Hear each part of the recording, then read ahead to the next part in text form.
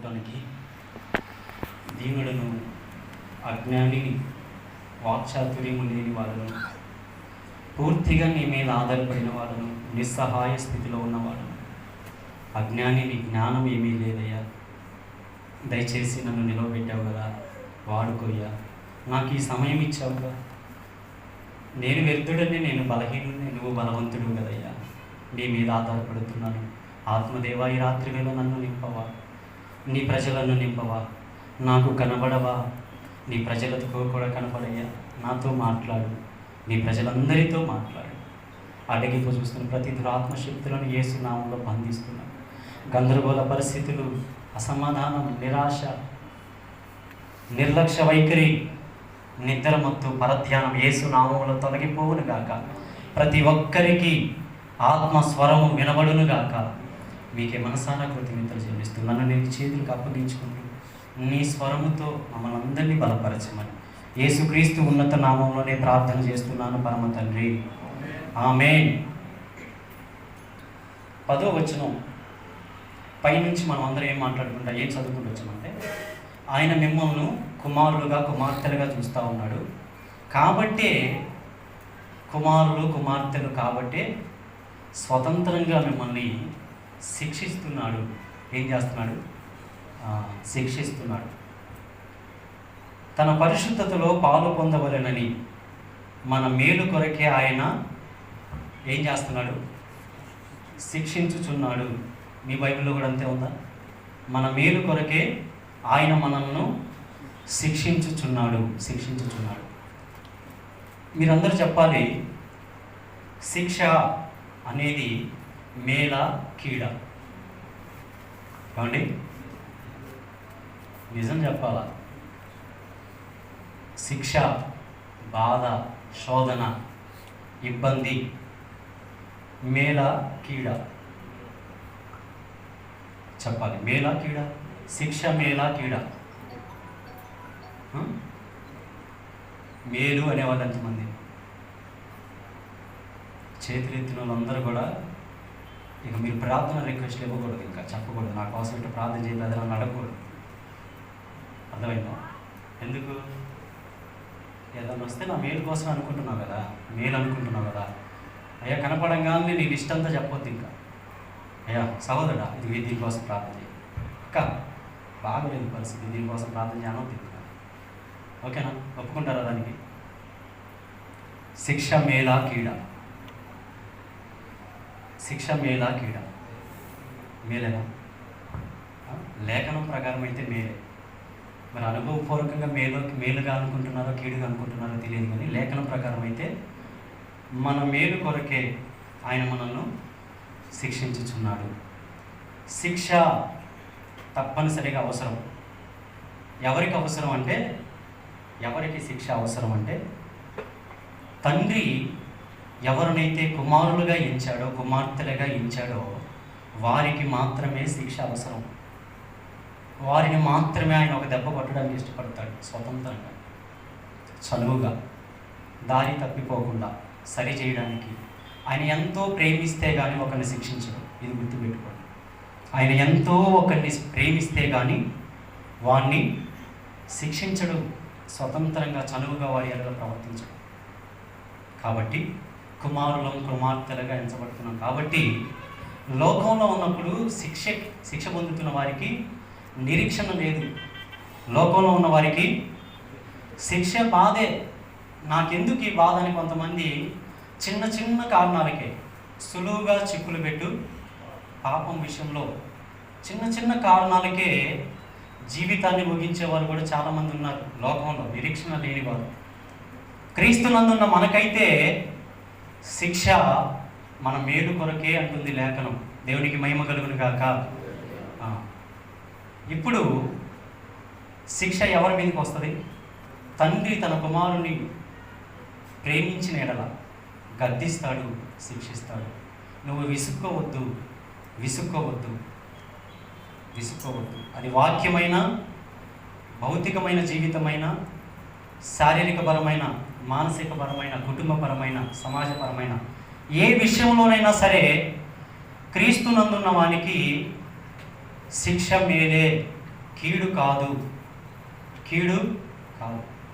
ఈ శిక్ష మనము సంతోషంగా స్వీకరించాలంటే ముందు ఒకటి నమ్మాలి. ఏం నమ్మాలంటే నా దేవుడు నాకు కీడు చేయడు, నా దేవుడు నాకు కీడు ఎప్పుడు చేయడు, మేలే చేస్తాడు. ఇది నమ్మాలి. నా దేవుడు నాకు మేలే చేస్తాడు. అది ఎంత శోధనైనా సరే, శ్రమ అయినా సరే, చచ్చిపోదాం అనిపించినా నా దేవుడు నాకు మేలే చేస్తాడని గుర్తు చేసుకోవడం. దిగంబరత్వంలో ఉండి కూడా బట్టలు లేకుండా రాళ్లతో కొట్టబడి, కొరడాలతో కొట్టబడి క్రీస్తు నిమిత్తం పౌలు గారు ఒక్కటే మాట అన్నాడు, తిమోతి, నా పరుగు కడముట్టించేశాను, విశ్వాసాన్ని కాపాడుకున్నాను, ఇక నా కొరకు జీవ కిరీటం ఉంచబడింది. పరుగు కడముట్టించేదాకా సుఖమా అంటే సుఖమేమీ లేదు. రాళ్లతో కొట్టబడ్డాడు, కొరడాలతో కొట్టబడ్డాడు, దిగంబరత్వాన్ని, ఆకలి దొప్పులు, ఓడబద్దలయ్యి సముద్రంలో నిద్రలేని రాత్రులు ఎన్నో గడిపాడు. అయినా నా పరుగు నేను కడముట్టించాను. ఇంకొక మాట కూడా చెప్తాడు, నేను నమ్మిన వానిని నేను ఎరుగుదును కనుక నేను, అదేందయ్యా ఒంటి మీద గొడ్డలు లేవు, సిగ్గు లేదంటావేంది? బట్టలు లేకపోయినా పర్వాలేదు, నేను నమ్మిన వాణిని నేను ఎరుగుదును. హల్లెలూయా. తినడానికి తిండి లేదుగా, అయినా పర్వాలేదు, నేను నమ్మిన వాణిని నేను ఎరుగుదును. కొరడాలతో కొడుతున్నారు, ఆ రకంగా రక్తమంతా కారిపోతుంది. రాళ్లతో కొట్టి ఇక చచ్చిపోయాడని కొట్టిన వాళ్ళే అనుకొని ఊరు బయట ఈడ్చిపడేశారు.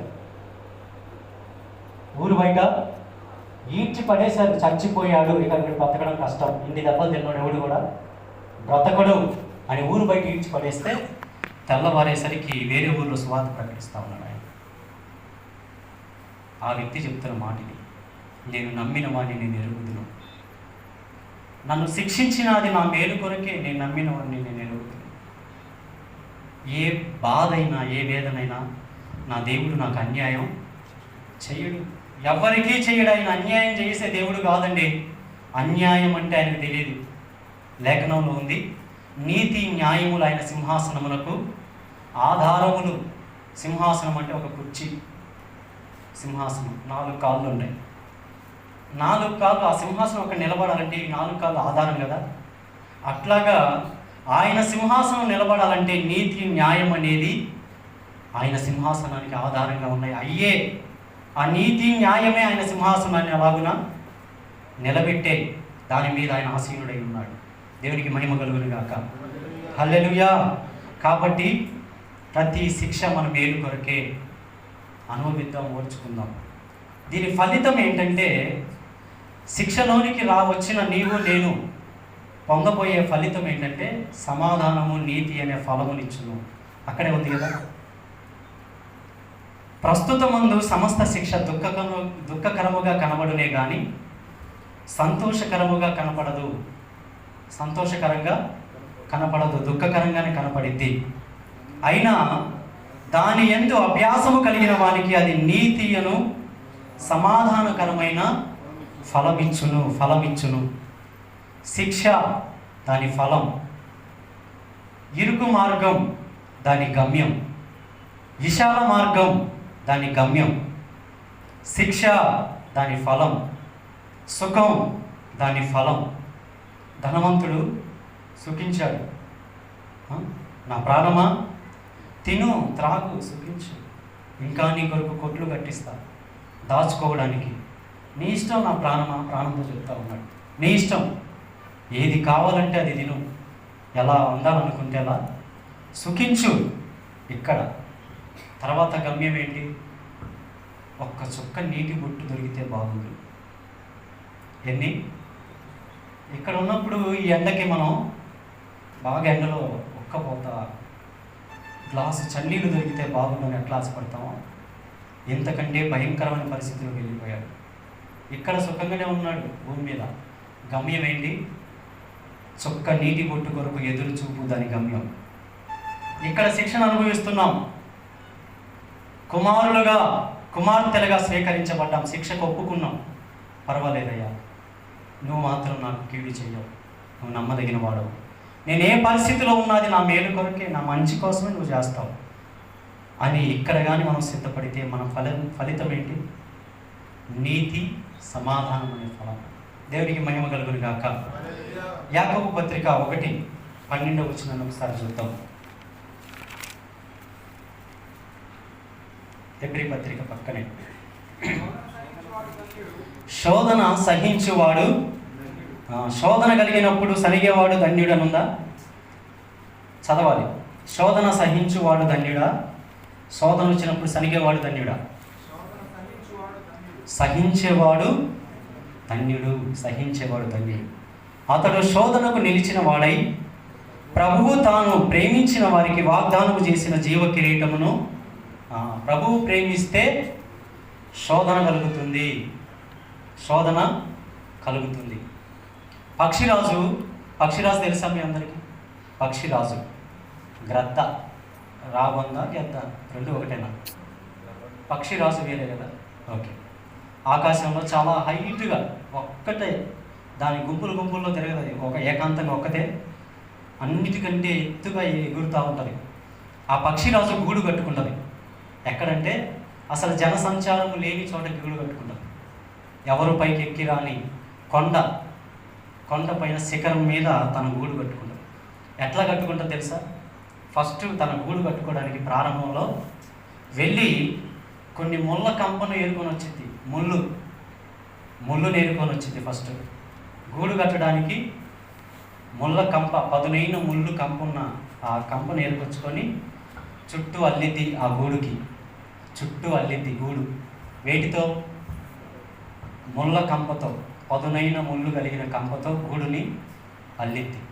అల్లిన తర్వాత దాని మీద మెత్తగా దూదిలాగా ఉన్న గడ్డిని, రెల్లుని తెచ్చి దాని మీద ఆ ముళ్ళు గుచ్చుకోనంత మందంగా దాన్ని వేసిద్ది. మళ్ళీ బెడ్డులాగా, ఒక పరుపులాగా వేసి ఇక దాంట్లో గుడ్లు పెట్టి పొదిగి పిల్లల్ని లేపి, ఇక పిల్లలు పుట్టిన తర్వాత ఇక ఈ పక్షిరాజు వేటకు వెళ్ళింది. బయటికి వెళ్ళి ఎక్కడెక్కడి నుంచో తిరిగి ఆహారం తీసుకొచ్చి పిల్లల నోట్లో అందిస్తూ ఉంటుంది. పిల్లలు చాలా సంతోషపడతాయి. మేము గూట్లోంచి అడుగు కూడా బయటికి పెట్టాల్సిన అవసరం లేదు. గూట్లోంచి ఒక అడుగు కూడా బయటికి పెట్టాల్సిన అవసరం లేదు. మా అమ్మ చూసుకుంటుంది అన్నీ. మా అమ్మ చూసుకుంటుంది. ఎక్కడెక్కడి నుంచో తెచ్చిద్ది పురుగులు, మేము తినగలిగిన ఆహారం తన నోటితో తెచ్చి మా నోట్లో అందించింది. మాకు ఇబ్బంది ఏం లేదు, గందరగోళం అవ్వాల్సిన అవసరం ఏం లేదు. ప్రశాంతంగా ఉన్నాం గూట్లో. అమ్మ టయానికి తెచ్చిద్ది, తింటాం, గూట్లో పబ్బుంటాం, ఇబ్బంది ఏమీ లేదు. కొంత సమయం, కొన్ని నెలలు గడిచిన తర్వాత ఆ పక్షిరాజు ఏం చేసిందంటే తన కాళ్ళతో ఆ గూడుని, ఆ మెత్తగా ఉంది చూసారా, దాన్ని అంతా పెరికి వేసింది కాళ్ళతో. అదే కావాలని. పిల్లలు ఉంటాయి కానీ ఆ మెత్తగా ఉన్నదాన్ని తన కాళ్ళతో అదే పెరికి వేసింది, లాగి పైన పడేసింది. ఇదంతా అయిపోయిన తర్వాత ఇప్పుడు గూట్లో ఇంకేం మిగిలింది? ముళ్ళ కంప మిగిలింది. అప్పటిదాకా నెమ్మదిగా ప్రశాంతంగా ఉన్న ఆ పక్షులు, చిన్న పిల్లలు, అటు తిరుగుతుంటే ఒక ముళ్ళు గుచ్చుకుంటుంది, ఇటు తిరుగుతుంటే ఒక ముళ్ళు గుచ్చుకుంటుంది. చాలా ఇబ్బందిగా ఉంది. ఇంతకు ముందు ఉన్నంత సుఖం లేదు వాటికి. ఎందుకంటే ఇంతకు ముందు ఉంది, సుఖంగా ఉంది, బెడ్ బాగుంది, ఫుడ్ కూడా టయానికి దొరుకుతుంది, ఇబ్బంది ఏమీ లేదు, నెమ్మదిగా ప్రశాంతంగా ఉన్నాయి. కొన్ని నెలలు గడిచిన తర్వాత తల్లి చేసిన పనికి వీటికి ఇక సుఖం దూరం అయిపోయింది. ముళ్ళు గుచ్చుకుంటూ ఉన్నాయి, ఇటు తిరుగుతుంటే అటు తిరుగుతుంటే ముళ్ళు గుచ్చుకుంటూ ఉన్నాయి. ఇక పిల్లలు అనుకుంటున్నాం, ఇక ఈ గూట్లో మనం ఉండలేం, ఈ గూట్లో మనం ఉండలేం. మన తల్లికి మన మీద ఎంత కఠినంగా ప్రవర్తిస్తుంది. అసలు ఉండనిస్తే ఏమైంది? మెత్తగా ఉన్నదాన్ని, కంఫర్ట్ జోన్ని ఉండనిస్తే ఏమైంది? అట్లాగే ఉండనిస్తే ఏమైంది? కొన్నాళ్ళకి మనమే వెళ్తాం కదా. ఇప్పుడు ఎందుకు ఇంత తొందరపడింది? ఇది కట్టడానికి ఎంత ప్రయాసపడింది, ఇంత తొందరగా పీకేసింది ఏంది? ఇంత కఠినాత్మరాలు నేను ఎక్కడ చూడాలి? పిల్లలు మాట్లాడుకుంటూ ఉన్నాయి తల్లి గురించి. మాట్లాడుకుంటూ ఉన్న తర్వాత తల్లి వచ్చి ఆ పిల్లలను 2 రెక్కల మీద ఎక్కించుకొని ఒక్కొక్క దాన్ని తీసుకొని ఆ శిఖరము కంటే పైకి తీసుకెళ్ళి అక్కడ వదిలేసింది. వదిలేయగానే ఇక అక్కడి నుంచి ఆ పిల్ల రెక్కలు కొట్టుకుంటూ కిందకు వచ్చి బండ మీద పడే టయానికి మళ్ళా వచ్చి రెక్కల మీద ఎక్కించుకోవటం, పైకి తీసుకెళ్ళడం, అక్కడ వదిలేయటం. అది ఎగురుకుంటూ మళ్ళీ బండ మీద పడే టయానికి మళ్ళీ రావటం, దాని కింద జరపటం, రెక్కల మీద తీసుకొని మళ్ళీ పైకి తీసుకురావడం, ఇట్లా దానికి ట్రైనింగ్ ఇస్తూ ఉంది. దేని కొరకు ఆ ట్రైనింగ్, ఆ శిక్షణ దేనికి? తనంతట తానుగా ఎగరటానికి. దేవునికి మహిమ కలుగును గాక. తనంతట తానుగా వేటాడటానికి, తనంతట తానుగా బ్రతకడానికి. దేవునికి మహిమ కలుగును గాక. ఏమీ తక్కువ కాకుండా తెచ్చి పెట్టడం కంటే కూడా పిల్లలకి, మనం పుట్టిన పిల్లలు ఉన్నారు చూసారా, వాళ్ళకి కష్టం తెలియకుండా నేను కష్టపడుతున్నాను, నా పిల్లలు అలా కష్టపడకూడదు, నేను పడినన్ని బాధలు నా పిల్లలు పడకూడదు అని అన్నీ తెచ్చిపెట్టి అసలు సుఖంగా పెంచితే వాడికంటే బుద్ధిహీనుడు మరొకరు లేదు. ఇదేంది, పిల్లల్ని సుఖంగా పెంచొద్దంటావు, కష్టం తెలియకుండా పెంచడం మంచిదే కదా, తల్లిదండ్రులు అదే కదా ఇష్టపడతారు. ఇదేంటో రివర్స్లో చెప్తున్నాడంటే వాడికంటే మూర్ఖుడు లేడు. అన్నీ తెచ్చిపెట్టి బ్రతికించడం కంటే కూడా ఎలా బ్రతకాలో నేర్పిస్తే లైఫ్ లాంగ్ వాడు బాగా బతుకుతాడు. దేవునికి మహిమ కలుగును గాక. ఏం చెప్తున్నా, కష్టపెట్టకుండా నువ్వు అన్నీ తెచ్చి పెట్టడం కంటే కూడా ఎలా కష్టపడి బ్రతకాలో నేర్పిస్తే మంచిది. రేపు వారే నిన్ను పోషిస్తారు. లేకపోతే ముసలోడు అయినా కానీ అది తీసుకురా, ఇది తీసుకురా, అది ఎందుకు దావు, ఇది ఎందుకు దావు అని మనల్నే కొట్టే పరిస్థితులు వస్తాయి. పక్షిరాజు అనుభవం ఏంటంటే పక్షుల్ని పైకి తీసుకెళ్ళి వాటంతట అవే బ్రతకడానికి నేర్పిస్తూ ఉంది, ట్రైనింగ్ ఇస్తూ ఉంది. పక్షులు అప్పటి వరకు, ఆ చిన్న పక్షులు సేఫ్ జోన్లో ఉన్నాయి, జాగ్రత్తగా సుఖంగా టయానికి తిండి, టయానికి నిద్ర, సంతోషమే, ఈ లైఫ్ ఎలా ఉంటే బాగుండు అనుకున్నాయి. కానీ అలాగే ఉన్నిచ్చిందా తల్లి? ఎవరి కొరకు? వాటి మీద కోసమే. తల్లి ఇక్కడి నుంచి వేరే ప్రాంతానికి వెళ్ళిపోయిన పిల్లలు ఎక్కడైనా పోయి బ్రతకాలి. ఎవరి మీద ఆధారపడకూడదు, ఎవరి దగ్గర చేయి చాపకూడదు, ఎవరి కోసం ఎదురు చూడకూడదు, మనుషుల సంతోషం కొరకు మరీ ఎదురు చూడకూడదు. నిన్ను నన్ను కూడా పక్షిరాజులాగా ఆయన తన రెక్కల మీద మోసి బ్రతకడం నేర్పిస్తున్నాడు. అనేకులను బ్రతికించడం నేర్పిస్తూ ఉన్నాడు. దేవునికి మహిమ కలుగును గాక. కంఫర్ట్ జోన్లో నుంచి నిన్ను నన్ను బయటికి తీసుకొస్తాడు ఆయన కంపల్సరీ. నీవు కానీ ప్రత్యేకించబడిన వ్యక్తివైతే కంఫర్ట్ జోన్ ఉంది చూసారా, సుఖవంతమైన జీవితం, దాంట్లో నుంచి ఖచ్చితంగా బయటికి తెస్తాడు. నన్ను తెచ్చాడు. చాలా సుఖంగా ఉంది నా లైఫ్. రోజుకి 600-700 పనికి పోయి సంపాదించుకున్న భార్య పిల్లలకి వస్తా కవర్లు పట్టుకొని వచ్చి తిని సంతోషంగా నిద్రపోయే వాళ్ళం. ఇంట్లో ఇబ్బంది ఏమి లేదు, సుఖంగా ఉంది లైఫ్. చర్చికి వెళ్ళేవాళ్ళం, పరిచర్య చేసేవాళ్ళం, టైంకి వచ్చేవాళ్ళం. ఆదివారం ఒక్కరోజు పరిచర్య, మిగతా 6 రోజులు మనీ సంపాదించడం, సుఖంగా ఉండడం. సడన్గా నేను కూడా తీర్మానం చేశాను ఆయనతో. ఏమనంటే, నేను ఏ పనైనా చేసుకొని బ్రతుకుతాను కానీ నీ పని మాత్రం నేను చేయను. ఏ పనైనా చేసుకుంటా, బాత్రూమ్ కడగడానికైనా ఇష్టపడతా, నా భార్య పిల్లలను పోషించుకుంటా, కష్టపడే మనసు నాకుంది, ఏ పనైనా చేస్తా, నీ పని మాత్రం నేను. అది చాలా కష్టం, చాలా రోజు చావాలంట. చూడండి, చూపు విషయంలో, మాట విషయంలో ఎంత కోపం వచ్చినా మీరైనా కోపపడచ్చు. ఒక మాట చాలొచ్చాము, అయ్యా తప్పైపోయింది, పాస్టర్ గారి దగ్గరికి వచ్చి 100 సార్లు చెప్పినా పర్వాలేదులేమ్మా అని ధైర్యపరిచి పంపిస్తాడు పాస్టర్ గారు అన్నా. అదే పాస్టర్ గారు తప్పు చేశాడు అనుకోండి, మీరు అట్లాగే అంటారా? మీరైతే 100 సార్లు అయినా చెప్పొచ్చు, అయ్యా ఎట్ట పొరపాటు పడ్డాను, అట్ట బలహీనపడ్డాను, అట్ట మాట్లాడాను, ఇట్ట మాట్లాడాను, 100 సార్లు చెప్తారు పాస్టర్ గారి దగ్గరికి వచ్చి.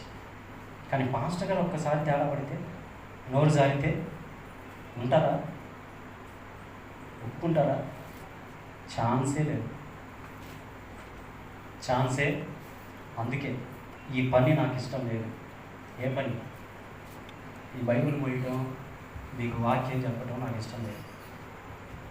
బాత్రూమ్లైనా కడుక్కోవడానికి ఇష్టపడ్డా, అవసరమైతే అడుక్కొని అయినా బతుకుతా.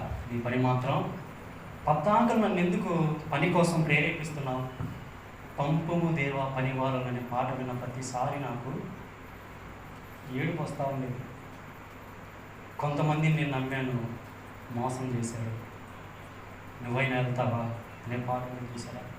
అది విన్నప్పుడు నాకే నా చుట్టూ వాళ్ళు బాగానే ఉంటారు, నాకెందుకో గాయం అవుతూ ఉండేది, ఏడుపు వస్తూ ఉండదు.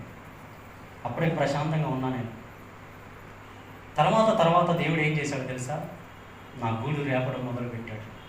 నా గూడును రేపడం మొదలుపెట్టాడు. కంఫర్ట్ జోన్లో నుంచి, సుఖమైన జీవితంలో నుంచి ముళ్ళు గుచ్చుకునేటట్టు చేశాడు. ఇంకా ముళ్ళు గుచ్చుకుంటా ఉన్నాయి. ఇక ఆ గూట్లో ఉండలేకపోయా. ఏదైనా చేసుకుని బ్రతుకుతా ఉన్నా నేను. నీ పని తప్ప నాకు ఇంకేం తెలియదయ్యా. ఇదైనా చేసి నా భార్య పిల్లలకు ముద్దన్నం పెట్టుకుంటా, నాకు అవకాశం ఇవ్వవా? కష్టపడే ఓపిక లేదు, షుగర్ వచ్చేసింది, టీబీ అటాక్ అయింది, పని చేసుకోలేను, 4 అడుగులు నడిస్తేనే ఆయాసం వచ్చేస్తుంది. ఇంతకుముందు దాదాపు 80 కేజీలు పైనే ఉన్నాను నేను. 80 కేజీలు పైనే. మికాయిలు ఉన్నాడా? మికాయిలకు తెలుసు, ప్రారంభంలో పరిచర్య చేస్తూ ఉన్నాం మేము, పట్ల పరిచర్య. 80 కేజీలు పైనే నేను. పని దగ్గరికి వెళ్తే ఒక హీరో పేరుతో పిలిచేవారు నన్ను, బాహుబలి. ఆయన పేరు పిలవంటారు, ఇది కదిలిద్ది, ఆయన పిలవండి, వాడు వస్తే నేను కదిలిద్ది అనేవాడు. అంత బలవంతుని నేను శారీరకంగా. ఇప్పుడు ఏమైపోయిందంటే 25 కేజీలు బియ్యం మూట నా అంతటి నేను ఎత్తుకొని నడిచే పరిస్థితి లేదు. 50 కేజీలు సిమెంట్ బస్తా కింద నుంచి పైకి ఎత్తుకునేవాడు అక్కడనే, ఎవడ సాయం అవసరం. 50 కేజీలు సిమెంట్ బస్తా కింద నుంచి అమాంతం పైకి ఎత్తుకునేవాడు. అలాంటి నన్ను నా గూడు రేపి నీ పని తప్ప నేను ఇంకా దేనికి పనికిరానయ్యా. నీ మాటలన్నా చెప్తా, నీ మాటలు చెప్పాను బతుకుతా, నీ గురించి చెప్పాను బతుకుతా, నాకు అవకాశం ఇవ్వవా అని బతిలాడిన రోజులు ఉన్నాయి. ఇంతకుముందు నా బలాన్ని ఆధారం చేసుకొని ఏదైనా చేసి బ్రతుకుతా, నీ పని తప్ప అన్న ఇదే నోరు.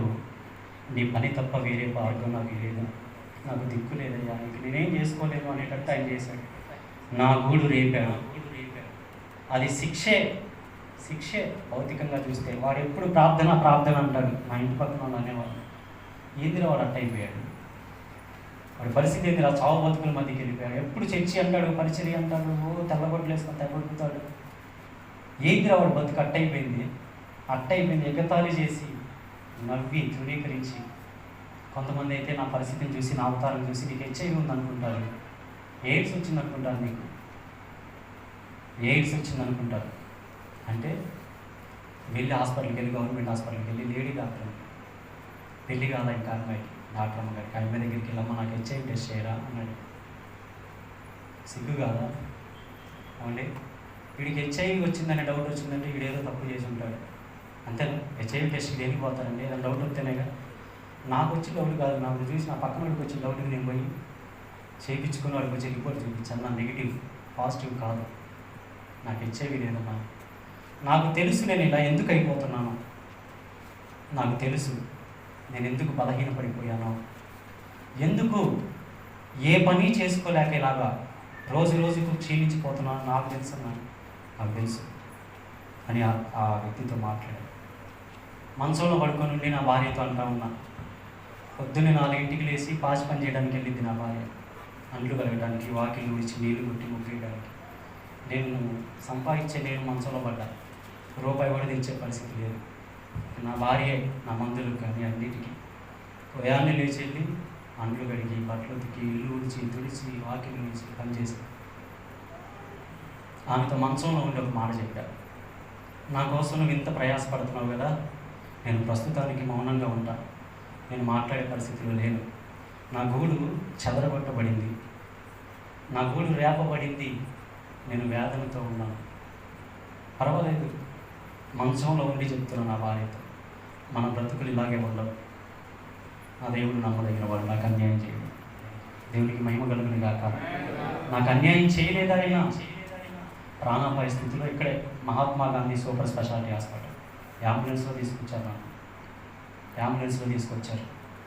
డాక్టర్లు చెక్ చేసి, ఆ టెస్టులు చేసి, ఈ టెస్టులు చేసి, ఐసీఐలో పెట్టి ఇక చచ్చిపోతాడు, వాడు డిసైడ్ చేసేసారు, ఇప్పుడు బతకడు, చివరి స్టేజ్లో ఉన్నాడు అని చెప్పి డాక్టర్లు సర్టిఫికేట్ ఇచ్చారు. ఇక బ్రతకడం కష్టం, తెల్లారి నాకు కూడా గ్యారెంటీ చెప్పారు. కానీ డాక్టర్లు చేతులు ఎత్తేసిన నేను నమ్మిన వాళ్ళు చేతులు ఎత్తలేదు. దేవుడికి మహిమ కలుగును గాక. డాక్టర్లు చేతులు ఎత్తేసిన నా దేవుడు చేతులు ఎత్తేలేదు. నమ్మదగినవాడు. నా భార్యతో మంచంలో పడి చెప్తున్నా, మన రోజులు ఇలాగే ఉండవు. నిన్ను రూపాయి పని చేయకుండా ఇంట్లో కూర్చోబెట్టి నేను సాగుతాను. నేను అసలు పనికి పంపినమ్మా, నేను పోషిస్తాను. నేను రూపాయి పని కూడా నువ్వు చేయాల్సిన అవసరం, నీకు కావాల్సిన నేను తెచ్చి పెడతా. ఎప్పుడు మాట్లాడుతున్నది? మంచంలో పడి దప్పిక అవుతుంటే ఒక 2 అడుగులు వేసి ఒక గ్లాసు నీళ్లు ముంచుకొని తాగే పరిస్థితి కూడా లేదు. మాట్లాడితే ఆయాసం, దగ్గు, బ్లడ్ పడతా ఉంది నోటి వెంట. ఆ పరిస్థితిలో ఉండి నేను మాట్లాడిన మాటలే, నా నిరీక్షణే, నా విశ్వాసం ఈ రోజు నన్ను మీ ఎదుట నిలబెట్టి. దేవునికి మహిమ కలుగును గాక. హల్లెలూయా. ఆయన చేతిలోనికి తీసుకున్నాడంటే గుర్తుపట్టు, నీవు ఆయన కుమారుడు, కుమార్తెగా ఆయన చూస్తున్నాడు. శిక్షణ మన మేలు కొరకే, అవసరాన్ని బట్టే సహిద్దాం, ఓర్చుకుందాం. నువ్వు నమ్మదగిన వాడివయ్యా, నేను నిన్ను సనగను, గొనగను. ఏ పరిస్థితి నువ్వు నాకు అనుమతించినా నేను స్వీకరిస్తాను. నా తండ్రి కదా, ఇది నీవిచ్చిన జీవితం కదా, నీవిచ్చిన జీవితం కదా, నేను స్వీకరిస్తాను, ఒప్పుకుంటా. జుట్టంతా రాలిపోయి నా ఫ్రెండ్స్ అంతా ఎగతాలు చేస్తూ ఉన్నారు. ఏందిరై, నాతో పాటు చదువుకున్న వాళ్ళు, నాతో పాటు క్రికెట్ ఆడిన వాళ్ళు, ఏంది గుర్తుపట్టకుండా అయిపోయింది, జుట్టంతా పోయింది ఏందిరా, పైన గ్రౌండ్ తయారైంది, మైదానంలాగా అయిపోయింది, జుట్టంతా రాలిపోయి ఎగతాళి నవ్వుతూ ఉన్నారు. నాకు తెలుసు, నేను ఇప్పుడు ఇలా ఉండడం నా దేవుని చిత్తమని నాకు తెలుసు. దేవునికి మహిమ కలుగును గాక. మీ తలలో వెంట్రుకలన్నీ లెక్కించబడ్డాయి, వాటిలో ఒక్కటైనా నేల మీద రాలిపడాలంటే ఆయన సెలవు కావాలి. నాకు ఇన్ని ఎంటికలు రాలిపోయినాయి అంటే అన్నిసార్లు ఆయన సెలవు ఇవ్వాల్సిందేగా. అన్నిసార్లు నా దేవునికి నేను గుర్తు వస్తేనే కదా. ఎక్కువసార్లు గుర్తు చేసుకున్నాడు, ఎక్కువ ఎంటికలు పోతే పోయినాయి, నా దేవుని మనసులో ఉన్నాను నేను. దేవునికి మహిమ కలుగును గాక. అన్నిసార్లు గుర్తు చేసుకున్నాడు, పోతే పోయినాయి. అదో ఎంటికలు కటింగ్ డబ్బులు మిగిలింది. నెలకు 2 సార్లు చెప్పి అలా తెగ పెరిగేది నాకు చుట్టూ. ఇప్పుడు ఏ ఇబ్బంది లేదు, కొబ్బరి నూనె అవసరం లేదు, షాంపూలు అవసరం లేదు, కటింగ్ అట్ట. శిక్షగా కనిపించిన, అవమానంగా కనిపించిన దాన్ని పాజిటివ్గా తీసుకునే మనస్సులోనికి మనం రావాలి. ఈ రాత్రి వేళ దేవుడు మనతో అదే మాట్లాడుతూ ఉన్నాడు. ఎందుకు ఇలా అవుతుంది? నేను బాగానే పరిచయం చేస్తున్నాను, నమ్మకంగానే ఉన్నాను కదా, నాకెందుకు ఏదైనా తేడా పడనా, ఎక్కడన్నా పొరపాటుగా మాట్లాడానా, పొరపాటు చేశానా అని వెనక్కి తిరిగి చూసుకోవడం మంచిదే. అన్నీ కూడా పాపం వలన వచ్చే శిక్ష కాదు, మన మీదకి కొన్నిసార్లు వచ్చేది ఇబ్బంది, బాధ. వాడు ఏం పాపం చేశాడో, ఎవడన్నా బాధపడగానే, నష్టపోగానే చేసిన పాపం ఊరకనే పోయిద్దా?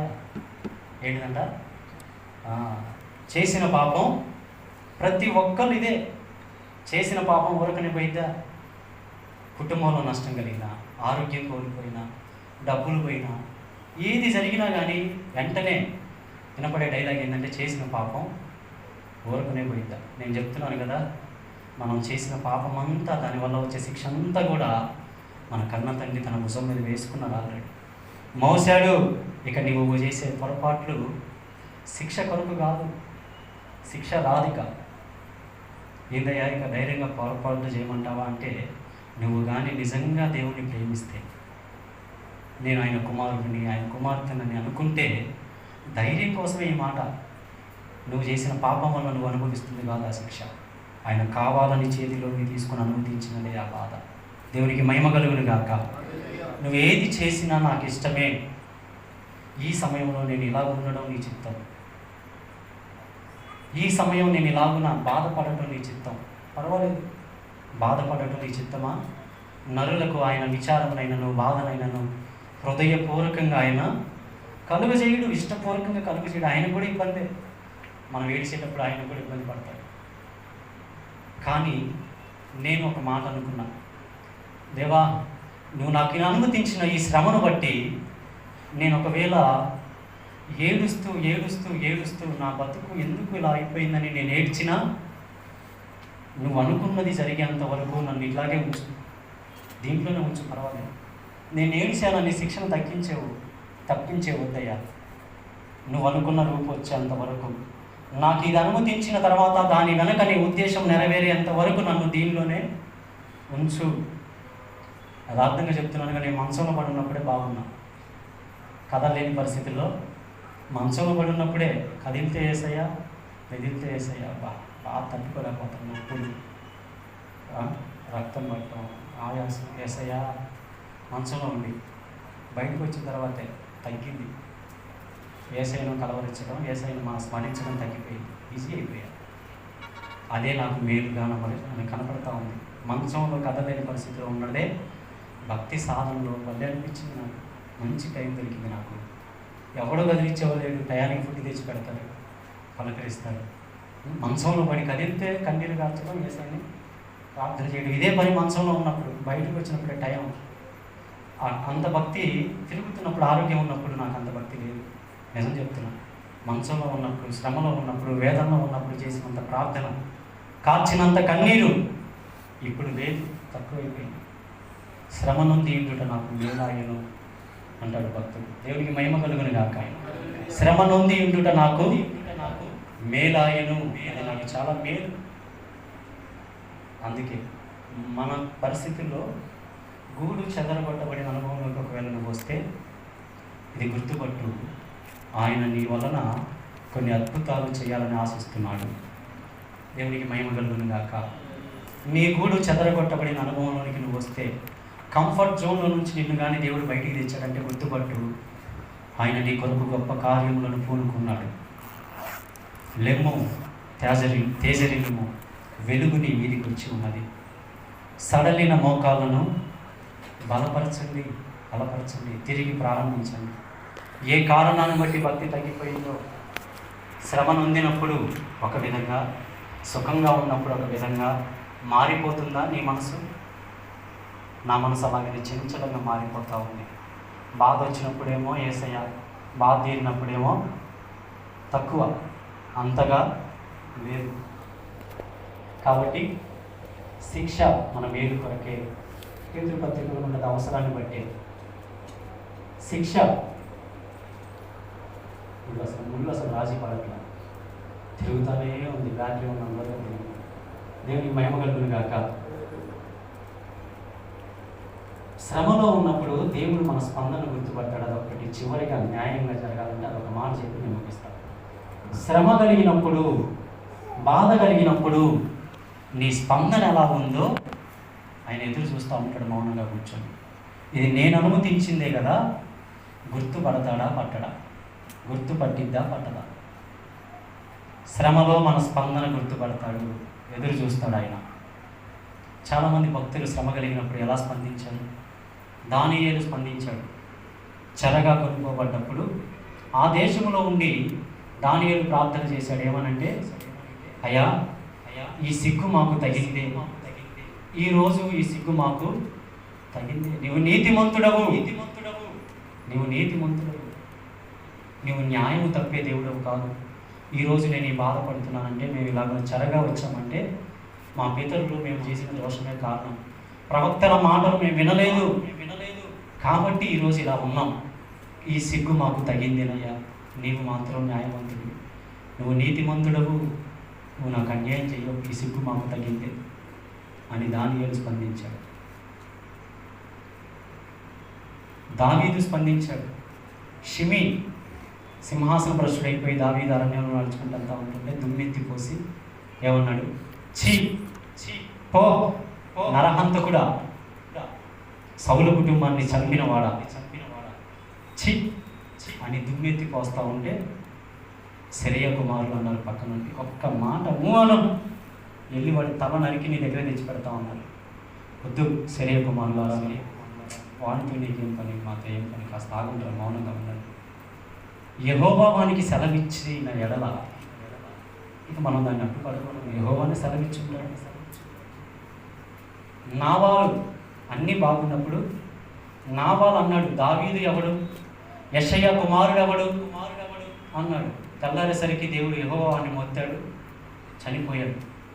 ఇప్పుడు మొత్తలేడా? ఏమండి మొత్తలేడా? దావీదులో ఉన్న భక్తి తగ్గల, కానీ వచ్చిన శోధన సింహాసన భ్రష్టుడైపోయి చూసారా? అప్పుడు తన స్పందన దేవుడు గమనించాడు. వాడిని శపించని, నన్ను శపించని, వాడు నన్ను శపించడం వలనైనా నా దేవుడు నా మీద కనికరపడతాడేమో. దేవుడికి మహిమ కలుగును గాక. ఈరోజు కారణం లేకుండా ఎవడైనా నిన్ను ఇబ్బంది పెడుతూ నిష్కారణంగా నిన్ను ద్వేషిస్తూ ఉంటే ద్వేషించని, మౌనంగా ఉండు. ప్రతి సమాధానం చెప్పొద్దు, ప్రతీకారం తీర్చుకోవద్దు, మౌనంగా ఉండు. ఎందుకంటే ఆయన కనికరమే నీ మీదకి వచ్చింది. వాళ్ళు శపించడం వలన ఆయన కనికరం నీ మీదికి, నా మీదికి దిగి వచ్చింది. అది భక్తుని స్పందన, దానియేలు స్పందన. నీవు నీతిమంతుడు అయ్యా, నీదే తప్పు లేదు, నాదే తప్పు, మాదే తప్పు, ఈ సిగ్గు మాకు తగింది. దావీదు స్పందన, శపించని వాడిని యెహోవా సెలవిచ్చాడేమో, శపించని వాడు శపించడం వలన నా మీదకి యెహోవా కనికరం వచ్చింది, నేను మౌనంగా ఉంటాను. బాధలో ఉన్నప్పుడు నా ప్రాణమా యెహోవాను సన్నతించు, శ్రమలో ఉన్నప్పుడు నా అంతరంగమున నా సమస్తమా యెహోవాను సన్నతించు. ఆయన చేసిన ఉపకారములలో దేనిని మర్చిపోవద్దు. ఇప్పుడు నువ్వు ఏ బాధలో ఉన్నావో తెలియదు, కానీ గడిచిన దినములలో ఆయన ఎన్ని ఉపకారాలు చేశాడో ఒక్కసారి గుర్తు చేసుకో. ఇప్పుడున్న బాధను బట్టి కృంగిపోవద్దు. ఎన్ని చేదైన అనుభవాలు దాటించాడు, ఎన్ని మరణకరమైన పరిస్థితుల నుంచి నన్ను బయటికి తీసుకొచ్చాడు. నేను సాక్షిని. నా చేదైన అనుభవం, షుగర్ కంట్రోల్ కావడానికి నాకు స్వీట్ అంటే చాలా ఇష్టం. ఎక్కడ కనపడితే అక్కడ బండి ఆపి తీసుకొని తింటా. స్వీట్ కనపడితే ఖచ్చితంగా తింటా. కానీ ఈరోజు తెల్లవారుజామున మా ఊరు పోతే, పల్లెటూరు పోతే యాపాకు చిగురు తింటే షుగర్ కంట్రోల్ అయితే అని చెప్తే మేక తిన్నట్టు ఆకు తెచ్చుకొని నమ్ముతా ఉన్న చేదు. ఎప్పుడు చేదు నేను టచ్ కూడా చేయాల. అప్పటిదాకా చేదు తినాల్సిన రాల పరిస్థితి లేదు. ఎప్పుడు స్వీటే, మధురమే ఇష్టపడేది. కానీ షుగర్ అటాక్ అయిన తర్వాత, బలహీనత వచ్చిన తర్వాత, నా గూడు రేపబడిన తర్వాత నా నాలుక కూడా చేదుకు అలవాటు పడాల్సి వచ్చింది. నేనే కావాలని కోసుకొని నమిలి మింగాల్సి వచ్చింది.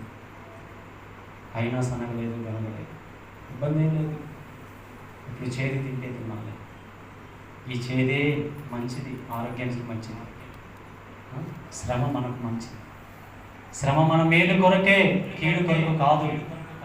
మన స్పందన ఎదురు చూస్తూ ఉన్నాడు. ఎలా స్పందిస్తావో భక్తులు స్పందించినట్టు మనం స్పందించాలి. యోబు అన్నీ కోల్పోయాడు, యెహోవా ఇచ్చెను, ఇచ్చినోడే తీసుకున్నాడు. మళ్ళా ఇవ్వాలనుకుంటే రెండంతలు ఇవ్వగలడు. ఈరోజు నువ్వు ఏదైనా కోల్పోతే, నష్టపోతే ఆలోచించవద్దు. రెట్టింపు తీగిన మళ్ళా నీ మీదికి రాబోతుంది. దేవునికి మహిమ కలుగును గాక. తమ్ముడు చెప్తా ఉన్నాడు ఇక చివరి మాట. 9:30కి అన్న క్లోజ్ చేయమన్నాడు. అవసరాన్ని బట్టి, సందర్భాన్ని బట్టి ఈ విషయం చెప్తా ఉన్నాను. మహేష్ అని 4 సంవత్సరాల నుంచి బీటెక్ కంప్లీట్ చేసి ఉద్యోగం కోసం ఎదురు చూస్తూ ఉన్నాడు. ఎప్పుడు నాతో పాటు ఉన్నాడు, టీ కొట్టున్నాడు, అక్కడ తిరుగుతూ ఉన్నాడు. అన్న, నాతో ఉన్న ఫ్రెండ్స్ అందరూ కూడా సెటిల్ అయిపోయారన్న, నాతో పాటు చదివిన వాళ్ళందరూ స్టేటస్ పెడతా ఉన్నారు వాట్సాప్లో, ఆఫీసులో ఏసీ రూమ్లో కూర్చొని అమెరికాలో ఉన్నాం, లండన్లో ఉన్నామని. నేనేంటన్నా ఇలా ఉండిపోయాను. నా ఫ్రెండ్స్ అందరూ సెటిల్ అయ్యారు, నేను మాత్రం ఇంకా సెటిల్ అవ్వలేదు.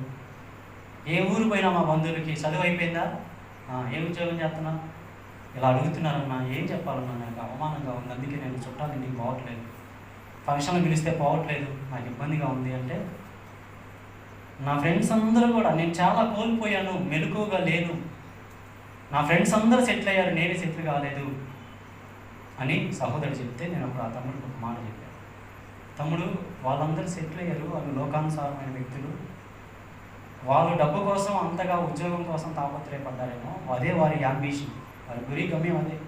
సంపాదించడం, పెళ్లి చేసుకోవడం, పిల్లల్ని కనడం, ఏసీ రూముల్లో ఉండడం, అదే వాడి ఇంకా లైఫ్. వాడికి ఒక అర్థం లేదు తమ్ముడు, వాడు సెటిల్ అయితే అయ్యాలే, నువ్వు ఇంకా సెటిల్ కాలేదంటే ఇప్పుడు ఇలా ఉండడం ఆయన చిత్తం, నువ్వు ఖాళీగా ఉండడం ఆయన చిత్తం, నువ్వు కొన్నిసార్లు మౌనంగా ఉండడం ఆయన చిత్తం, కొన్నిసార్లు కన్నీరు కార్చడం ఆయన చిత్తం, కొన్నిసార్లు ఆయన ఆగమని చెప్తాడు, ఆగిపోవడం కొన్నిసార్లు ఆయన చిత్తం. మీరు ఊరకనే నిలిచి చూడండి యెహోవా కార్యాన్ని. సముద్రం ఎదుట మోషే చెప్పాడు ఇశ్రాయేలుతో, మీరు ఊరకనే నిలిచి చూడండి. ఈ రాత్రి వేళ దేవుడు నీతో కూడా మాట్లాడుతున్నాడు. నువ్వు ఊరక మౌనంగా నిలిచి చూడు. నేను నీ ముందు పక్షమున, నీ పక్షమున వహించి వాడను నేను. యెహోవా నా పక్షమున ఉండగా నాకు విరోధి ఎవడు? వీరుడవై నువ్వు నాకుండగా నేనేలా భయపడదును, నేనేలా సిగ్గు. ఇక దిగులు, భయం అన్నీ వదిలేసేయండి. ప్రయాణంలో మాత్రం ఆగొద్దు, రాజీ పడద్దు. దేవుడికి మహిమ కలుగును గాక. ఇంకా బలముగా పరిగెత్తుదాం, పరుగు కడముట్టించేంత వరకు నమ్మకంగా ఉందాం, జీవ కిరీటాన్ని పొందుకుందాం. మోకరిద్దాం, చిన్న మాట ప్రార్థన చేద్దాం. మన మేలు కొరకే ఆయన మనల్ని శిక్షిస్తున్నాడు. అవసరమును బట్టి ఆయన మనల్ని బాధ పెడుతున్నాడు. నిజముగా ఆయన కూడా ఇష్టం లేదు, హృదయపూర్వకంగా ఏమీ శిక్షించట్లా.